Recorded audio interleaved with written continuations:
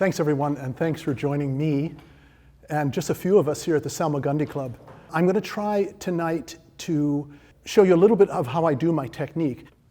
My background is in theater design and film design. That's where I learned how to paint, but for that it was purely practical.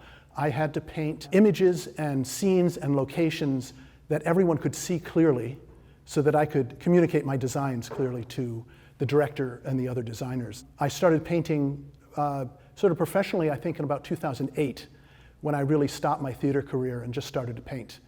Most of tonight is going to be down here on my table, and I'm going to be going through the process of actually preparing a watercolor and then diving into the painting itself. This is the research that I'm going to be doing tonight. This is a shot of 6th Avenue at 36th Street in the middle of Manhattan, looking down these beautiful streets of New York City, taxi, signs, stoplights. And the research itself isn't very interesting. You sort of look at this and it's kind of gray. And what I'll do is I'll begin to really add more drama to this. I think what's most important when I look at a research is value, light and dark. This is what really interests me about this. And of course, my background in theater and film is all about lighting. So I will take this, and one of the first things I'll do is I'll actually take my research and I'll make a black and white photograph of it, just to see the value patterns of the photograph of my research. The next thing I'll do is a value sketch. And I'm just breaking down my research to the light and gray areas and the dark areas as simple as shapes as possible. Because when I look at the shapes at this stage, I can tell if it's going to be an interesting composition or not. And I'll always have this next to me as I'm painting. So I'll have this next to me over here. I'll take my research, and I don't know if any of you do this, but I make a grid in perfect squares. And I will transfer it to a larger piece of paper. So I take it from this grid, and then I'll draw it out rather carefully onto a piece of trace paper. And here's where I really figure out my basic largest spaces. I'll also find my vanishing points. And the vanishing point here, I take a T-pin and I stick it right into the paper itself. And that way I can take my straight edge and I can figure out all of my vanishing points right to that vanishing point which is holding that pin. And that's how I sort of begin to construct my drawing. I'll take this and then I will transfer this to watercolor paper. But this is where I really begin to draw very, very carefully and put in more of the detail that was not in that first sketch. I don't mount my paper on a board. I just clip it up. I usually paint up on an easel. And generally, I show my paintings right to the edge of the paper, and I float the paper in a frame so that there's no matting involved. I'm using heavier paper, 300-pound paper, that keeps the paper from wrinkling too much. So I'm just going to dive right in. I'm going to break every rule here because I'm going to start with the darkest dark. In traditional watercolor, you're usually told to start with the palest areas and move up. So you start light in the background and then you build forward into darkness.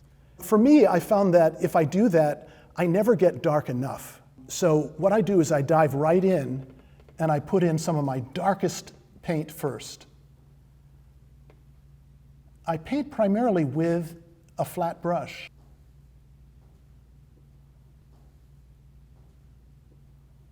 Move to a little bit smaller brush here. Because in this flat brush, I can get beautiful darks, beautiful straight lines. And since I paint mostly architecture, these flat brushes work perfectly for this. So I'll start up here in the upper left-hand corner, because that way I don't smudge too much. What I'm going to do here is just paint a grisaille painting. And grisaille is an old-fashioned Renaissance term, a French term that simply means gray. And what I'm going to do is I'm going to paint all the gray values on the paper before I put my color on. This is what I love about this flat brush. I can do these beautiful long straight lines right down the page. Beautiful thin. lines. Here I'm using a big fat 1-inch brush. I'll put in a line here to show you the fineness that I can get with this.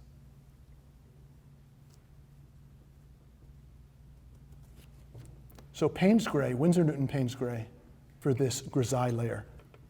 So what I'm doing is I'm painting, and after many hours, it turns into this. As you see in this one, most of my darks are down, and I've gone in and put in some of the second and third tone grays. It's beginning to look quite interesting, just as this Grisaille painting. I'm going to work on this taxicab in front. That's the one thing that I've left here. Taxicabs, they're what make my paintings New York City. I have all these paintings in France because the French love to come over here and buy taxis.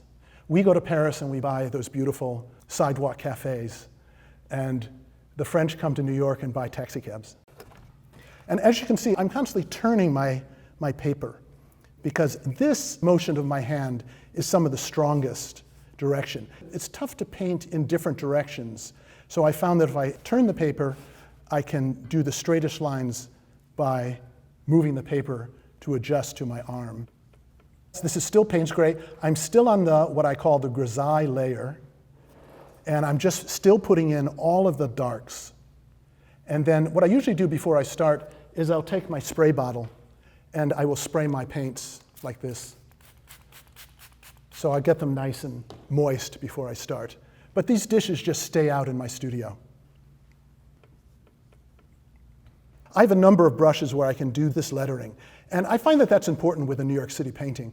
You got to get the graphics down correct. There's two things that I think really make a painting, and it's doing the graphics properly and clearly. And the other thing is getting the shapes of these automobiles correct. The biggest mistake I can do is I'll finish an automobile and it'll look like one of those Russian cars from the 1980s. It just doesn't look like an American car. So I take a lot of time with my lettering and with my cars. Here, I'll use a round brush here. I draw very carefully because I really want to concentrate on the painting and not the drawing as I'm painting. So I draw in all the details and then sort of hide them later, as you'll see. Now here I'm going to put this shadow in on this bumper, and then what I'm going to do is I'm going to immediately come in with water and soften the edge of it. So I'm gone right up to that edge, and I'm just drawing this gray tone down the bumper. So I'm letting the water in the paper shift the value of the watercolor. I find it gives a beautiful, very interesting technique and texture to the paint. Here's another one. I just put that line down, but it's soft. So just on one edge, I'm just going to run water under that one edge, draw it down, and have it softly done this way. So here I'm just going to give a tone to my taxicab. I'm just giving a bit of a shadow to this side of the taxi. And I'm going to bring it right up. And as you can see, I've actually drawn where I want my highlight to be. The paper's wet here, so this is just going to run right into there. A little bit of reflection right on the top of my car. A little bit of shadow here. What I'm doing is I'm going to leave white paper where I want the brightest color. So I'm going to be very careful how I do that. I'm noticing that my shadow on my taxi is not dark enough, so I'm going to go back in and darken the shadow. It's still wet, so I can just float some Payne's Gray into my taxi and give it a little bit more definition just with shadow. Okay, this is pretty good. I've put in most of my Grisaille layer. Now I get to do the fun part. I'm going to talk a little bit about this next technique that I'm going to do. I kind of developed my own technique where I put it on the ground and I literally throw water on top of it. Now I'm going to use these brushes here. These are wonderful brushes you can get from the hardware store. They're basically called chip brushes. You'll find them in the paint department, but they're very, very rough, very cheap brushes. Usually you can get 3 of them for $1. They're for like putting on plaster, but I love these because they don't hold the water well. I'm going to literally take water and I'm just going to splash water right on top of my painting. I'm trying to break the lines, all these vertical lines, and what I'm doing is I'm trying to put water that's going to break these areas, like this tire down here. I want it to break into the taxi itself. And then what I'm going to do is I'm going to make up a little bit of soup here of just Payne's Gray, and I'm literally just going to splash Payne's Gray onto my paper. So yes, before I do this layer, everything is pretty dry. I love this. It just, what it does is it begins to break down the perfectness of my painting. People say that it's New York City because New York City is this messy. Now what I'm going to do on top of this is I'm going to do a warm color. I'm going to use my burnt umber. I'm going to talk a little bit about counterpoints. As I look at a composition and as I develop my paintings, I'm always thinking of counterpoints. And the one counterpoint that you'll see here is basically dark and light. So my value pattern here is a counterpoint of dark and light. And then there is hard and soft edges, and there's near and far edges. Now I'm going to do a counterpoint of cool and warm. So right on top of what I've just done, I'm going to splash this beautiful warm burnt sienna. This is the fun part, I got to tell you. It's also a little nerve-wracking. And then I'll be very careful now, and I'll close the door of my studio, and I'll let this dry. But it's a mess. It's a beautiful mess. There's this tension between the carefully drawn, perfect perspective that I've done, and then on top of it, I do chaos. I just spread chaos all over the top of it. Now, I know that the colors I'm using are transparent, so I'm never going to lose what I did underneath, that everything will really poke through at some point, even though I've splashed and kind of, quote, ruined the surface of the painting. But I'm finding this to be so much more interesting, so much more New York City than a crisp, clean, photorealistic painting. This one is really kind of big splashes. If you use a spray gun, it all becomes wet equally. What's really magical about this is only certain areas are going to get wet. So I'm going to keep it from running all over the place with this. So spray bottles I'll use a little bit later. Right now it's really big, wide splashes. Now I've got to move this. Look, it's all dry. So this is what it looks like dried. Look at these back runs and the hard edges. Look at how the warm has mixed with the cools and the splash marks. I don't know, I think that's really exciting. I love how that sort of puts together. I'll take a look at it, and what has happened is it has picked up a lot of the darks and it has migrated these. The darks have become a little bit lighter because the water has picked up that dark. And some of these amoeba shapes, they're actually a little bit too present. So what I'm going to do is I'm going to take one of my scrub brushes. These are brushes that I've actually made. Here's what it looked like before I cut it. So I've shortened the bristle, and it becomes this sort of wonderful scrub. And I'll go into this, and I'll begin to lift up some of the hard edge lines.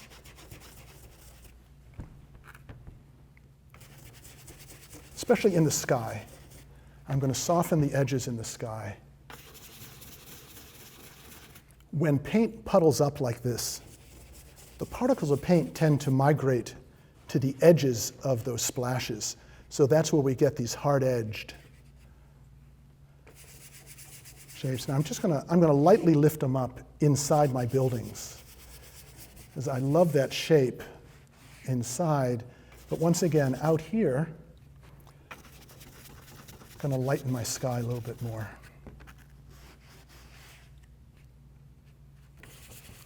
Down here you can see on my sidewalk. And rough paper is wonderful to paint with because it immediately gives you beautiful texture.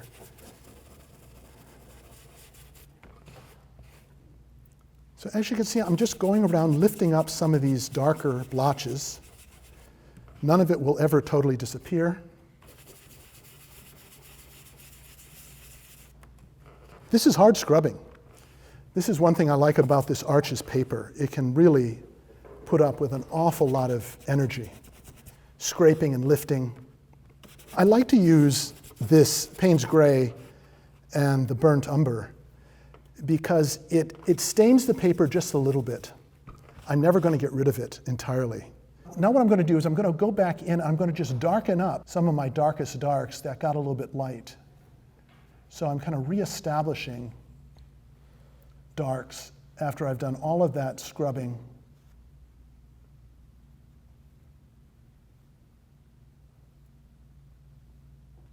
And here I'm using this big 1-inch brush just to boldly put in these darks again. I'm always running around New York with a camera. The iPhone has made it easy to take pictures, but I still love to run around with my 35mm camera and take pictures around New York, especially after it rains. It's a great time to get pictures.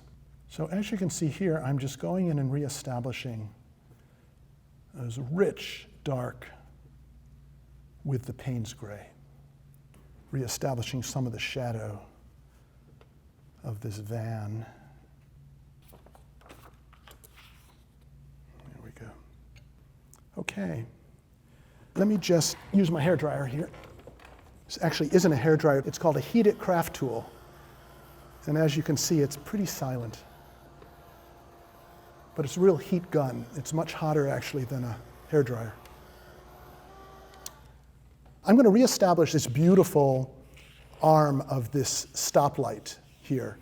And this is another thing I look for in New York City. New York City is such an environment of verticals. New York is all about this, up and down, up and down, up and down. But then you find an element like this arm that cuts across all of that. And I just love that tension that's created by something that cuts right across it. So if you look at most of my paintings, there's always elements that just cut right across all these verticals of New York City. I'm going to reestablish the shadow of that arm. It's disappearing over here. I'm just going to do this beautiful line right across the page like this. And then I'm going to quickly come back in with water and just soften one edge of that line like this.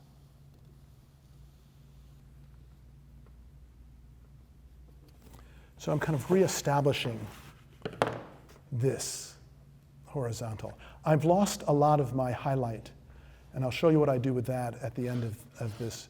I'll actually go back in and reestablish that highlight on this. Now I think it's pretty good. I'm going to begin to put in some color. And if I pull my research back up here, there isn't a lot of color in this research. I love my taxi. I love that stoplight. I love the park sign. But all the other buildings are kind of tan and gray. So I've made the decision to actually make them brick. And there is a color that I love.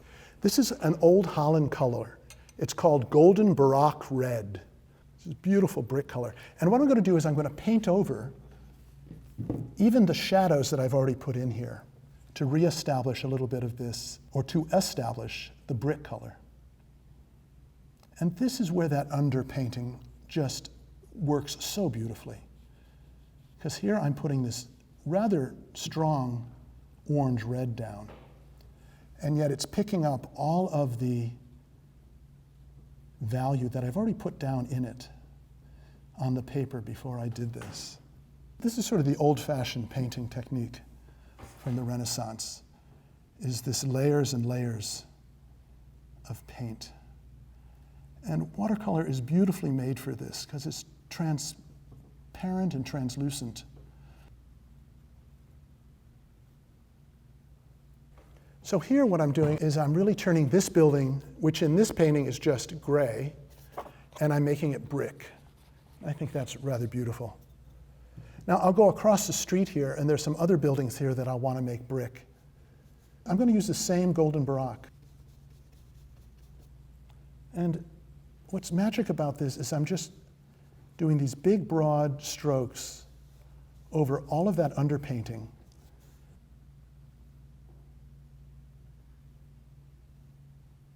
And I really don't have to futz much.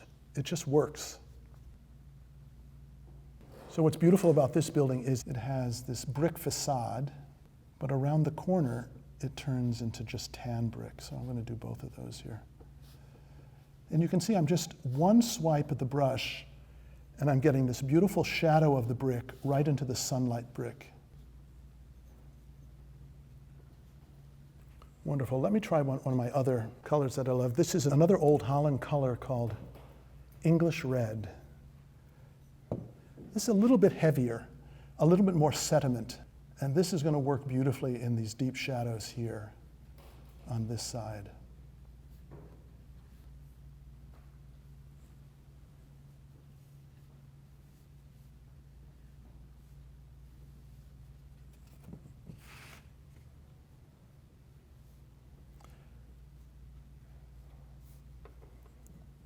So I know that this, since it's more of a sedimentary color, I know it's going to sit on top of the paper and sit on top of all the other layers that I've done underneath it. I'm going to go back in and put a little more color into this brick facade. And now I'm just going to sort of go around the painting and just put color in. I'm just going to put a little bit of ultramarine blue into this. A lot of construction on West 36th Street here. There's all this construction, scaffolding and such. And I'm going to warm up some of the buildings in the background. And I think I'm going to go back to my burnt umber. And I'm just going to warm up this building with just the palest wash of burnt umber.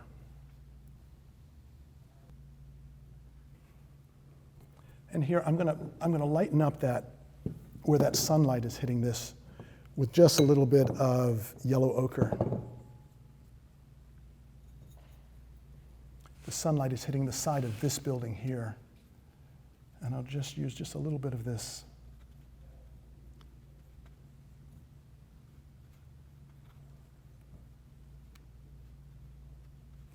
So I'm just playing with my warms and cools. Here it's running a little bit into the two colors. That's fine.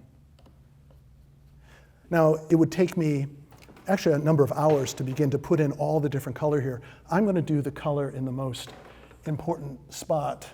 You guys are going to laugh. This is just one of those little Japanese trays. And this is what I have left of bright red, right? It's the very end of a tube. It's all dried out. Let's see if I can revitalize it here with a little bit of water. It's a great color. I would actually call it more vermilion than bright red. That wonderful sort of orangey red from the Middle Ages. So for this sign, I'm just doing a wash of this beautiful red color, this bright red.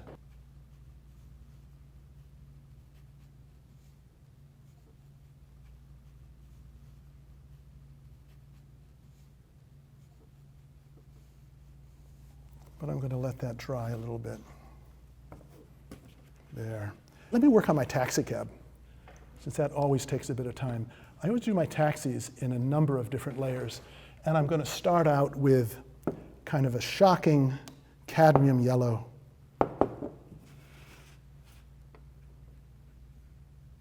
I had one of those watercolor magazines do a story about how I make my taxi cabs. So I start out with sort of bright yellow. Taxi cabs are not bright yellow, but it's a beautiful undercolor. I'm going to leave my highlights white, the white of the paper.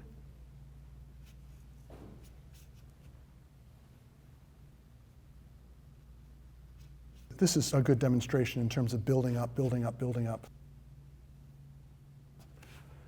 Color. Let me dry that.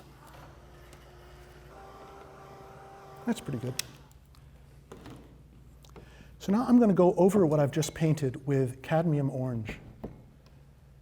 And I find that the mixture of these two colors creates the perfect sort of New York City cab yellow.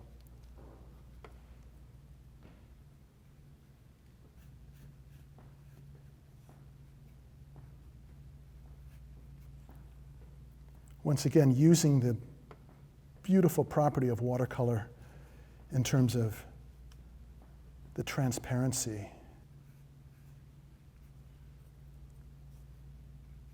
So this cadmium orange right on top of this incredibly bright cadmium yellow begins to really look like a taxi cab.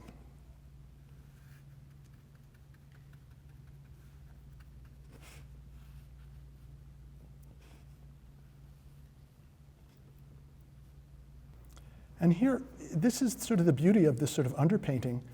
I'm just doing a wash of this color on top, and I'm getting all of these variations of tone underneath it. So I've already done the work,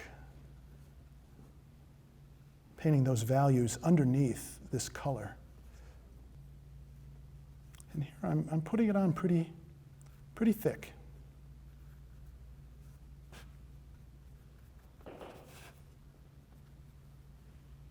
The highlights, once again, I'm going to keep white, but up here I notice that there's a little bit of variation to this highlight, so I'm going to just bring in a wet brush, soften that edge.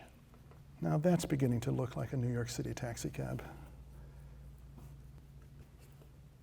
There we go. We're going to let that dry a little bit, and it's amazing. New York City taxi cabs are almost the same color as New York City stoplights.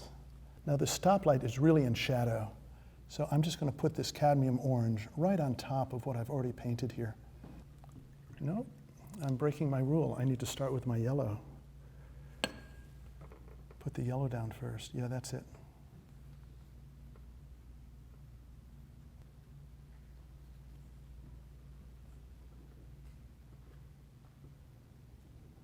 There we go.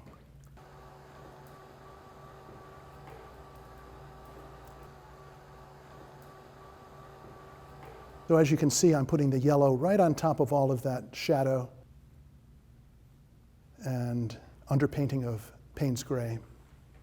Then I'm going to come back in with my cadmium orange, and I'll get that beautiful New York City stoplight color. There we go.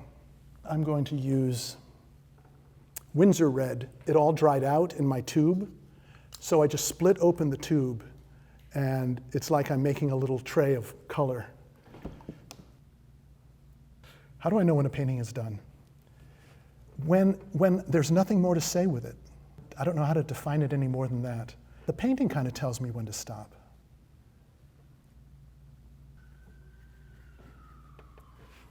There we go. Okay, I'm going to go back into my park sign here.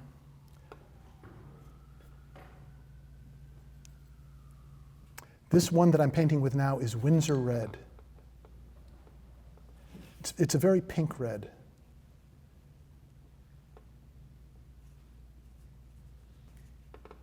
I can barely see my lettering here.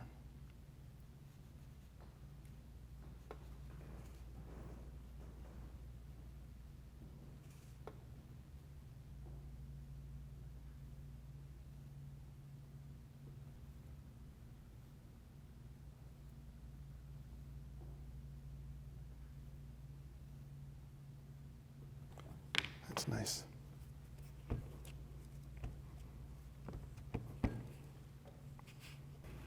Let me come back to my taxi cab here. And as it dries, the color shifts a little bit. So I'm going to go back in and refortify some of this beautiful cadmium orange on top. This taxi cab, of course, becomes the focal point, not only because of the color, but because of the fact that it's right in front. I think that's another thing that my film background has taught me. Good composition, foreground, middle ground, background. But the foreground really has to be kind of in your face.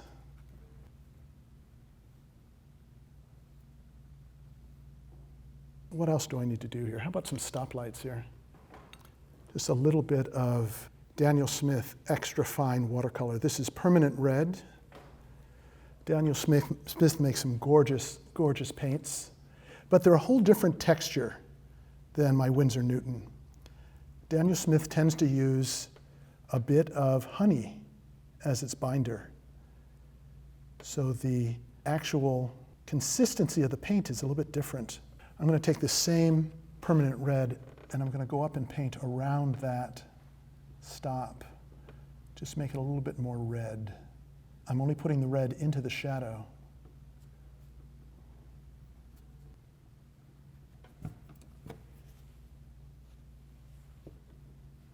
Yeah, that's good. Okay, looking around for other color here. There's just bits of blue. There isn't a lot of color on this. But I want to sort of show you, to complete this, I would, of course, go back into these buildings and give these buildings a little bit more character, a little bit more color. I think this one back here needs a little bit of warmth. I had mentioned earlier how to reestablish that highlight. And I use a number 11 X-Acto blade. And I will very carefully scrape up right through the paper and scrape a line just to reestablish that highlight. And it's rough. The paper's rough, so my scraping is going to be rough. But it reestablishes, as you can see, it just gives a little bit of highlight to that arm. I'm not going to bother doing it next to the sky, but I'll do it again over on this edge. And just that little bit of highlight pulls this up from the background.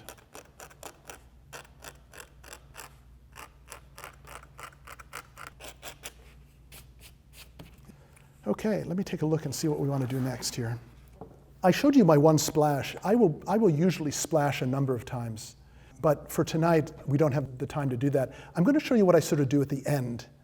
And it's just to revitalize this a little bit. As you can see, there's almost no color within here. I really haven't gone into this area yet to put in the color in the background. But just to give it a little bit more pizzazz, what I'm going to do is I'm going to splash two sediment colors that I just love. Cerulean blue and Naples yellow. And I'm going to go back. I'm going to use one of my smaller cheap brushes here, these chip brushes. Make up a little bit of soup of this Winsor Newton.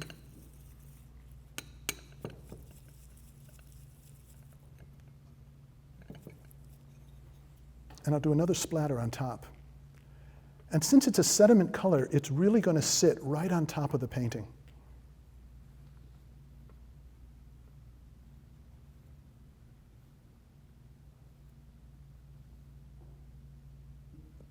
Chemical properties of this paint is completely different than the Payne's Gray. It doesn't seem to break up as much. I love putting a little bit of warmth down into the street. Now this looks like a lot that I've speckled on top of all of this. The Naples yellow really tends to disappear. Let me give that a little bit of a dry. You know, when I first started painting cityscapes, it was for that class at the Art Students League. And I wanted to have a new painting every week. I would be up there at 8 o'clock on a Sunday morning. So a lot of my paintings look like 8 o'clock on a Sunday morning. No one's on the street. But there's another reason. It's a kind of a strategic reason why I don't put people in. When you put people into a painting, the people immediately become the focal point. And I want the city to be the focal point. I want the streets to be the focal point. I want the taxi cab to be the focal point. Now, if I put a person here, and actually, if you look at my research, look at, there's people all over that sidewalk. If I put those people in, that'd be the only thing that you'll look at, are the people on the street. The other reason is, there's got to be about 10,000 artists currently painting New York City. And I knew strategically, if I wanted to really separate myself out from so many of the other beautiful artists who paint New York City, I needed to do something a little different. And by not putting people in, sort of separated me out from the crowd a little bit. They also tend to make my paintings a little bit more melancholy. I think that's a good word for it. A little more deserted. So those are two reasons: focal point and separating out my work from other painters. I could also say, painting people is hard. It's hard to paint people. Okay, that's pretty dry there. So what I'm going to do now is actually put in my cerulean blue. Now the cerulean blue, this is of course all Winsor Newton colors. The cerulean blue is much more staining. So I've got to be kind of careful because I know this is going to stain.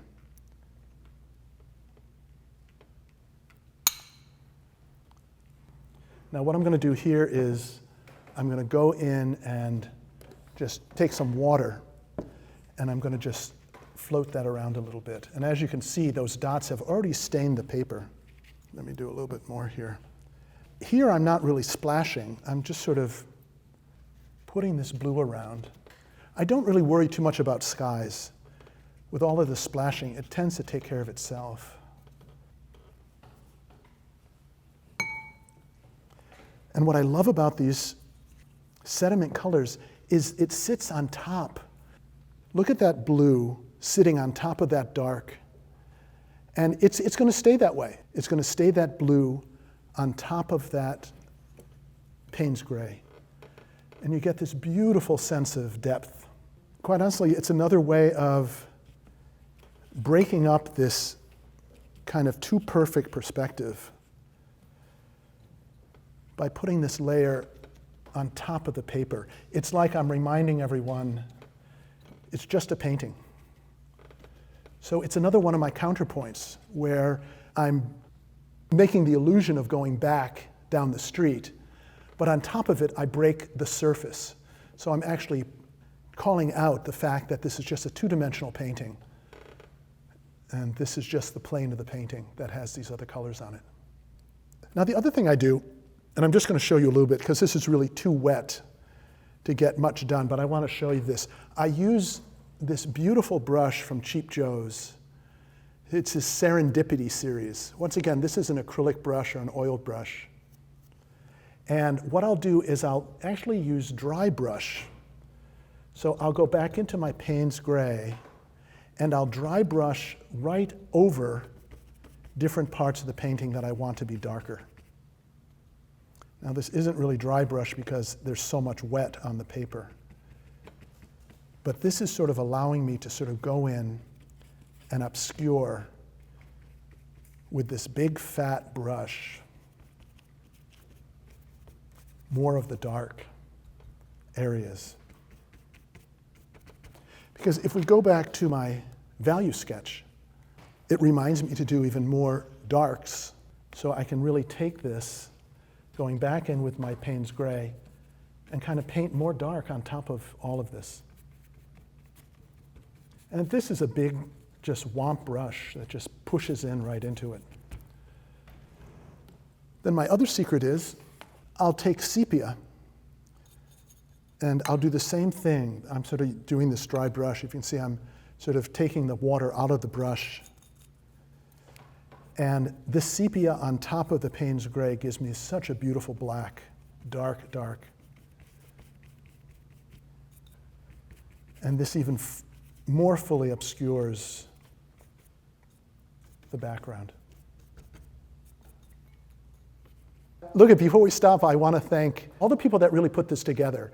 And first I want to thank Karen Butler, because Karen invited me actually a couple years ago to do this. Jeff Butler, Karen's husband, is on the controls. I want to thank the Salmagundi Club, especially Bonnie Sellier and Chris Nunnally, for helping me put together this evening. I want to thank Antonio Massi, of course, the president of the American Watercolor Society. And I also want to thank Jacob McCoy. Jacob McCoy is the videographer. Thanks, everyone.